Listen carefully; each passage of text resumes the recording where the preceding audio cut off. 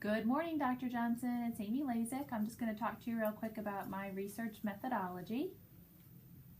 My SMART goal remains the same, that I will be supporting students with severe and profound cognitive disabilities and significant medical needs.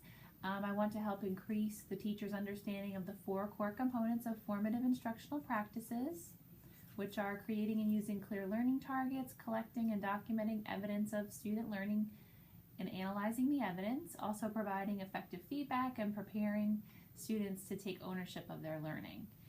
The teachers, as part of my action research plan, have already been given a pretest, and they have completed 3 formative assessments that go along with the professional development that I've offered about the different core components of FIP.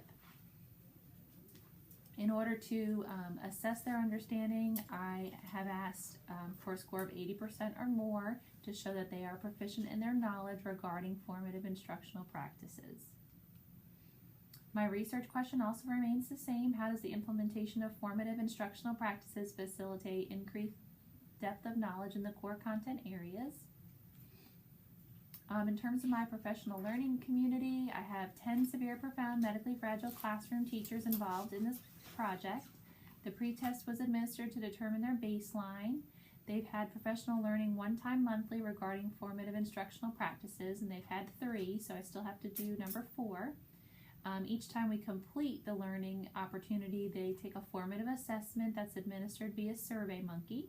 It has anywhere from 4 to 5 open-ended questions or constructive response questions.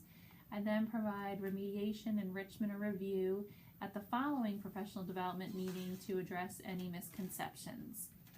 Again, there's 4 total sessions regarding FIP, and then the summative assessment will be administered in April, and that will be constructive response as well. And then there will be a teacher interview and also a Likert scale survey to address teacher understanding and use in the classroom. I really want to see how they have valued the professional development and how it's impacted the teaching and learning in their classrooms. These are the questions that I utilized for the pretest, and there's 10 of them. And again, they are constructed response. I will use those questions as well for the post-test for the formative. For the summative. Again, I'm using SurveyMonkey in order to administer the formative assessments. The summatives are handwritten.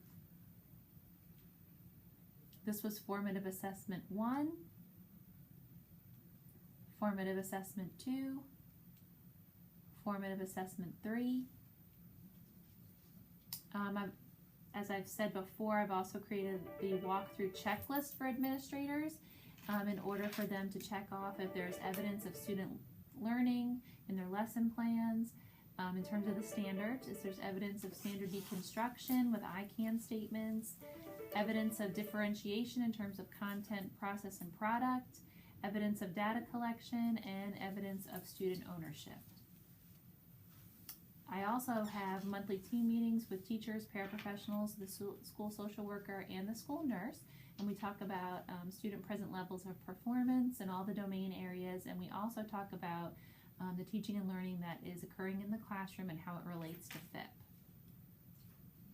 My further actions is that I have 1 more professional learning opportunity, and that will be in regards to student ownership and to review the core components of formative instructional practices. There's 1 more formative assessment that will be administered via SurveyMonkey following that professional learning opportunity. Then I will administer the summative assessment. I'll do the teacher interviews regarding FIP and implementation in the classroom, and then the teacher survey regarding the understanding and use of FIP components. And that's what I have in terms of my research methodology. There is going to be a separate video where Ms. Clifford, my principal and sponsor for my research plan, will address the 4 questions that are posed by you. So you can look forward to seeing that video next. Thank you so much and have a great day.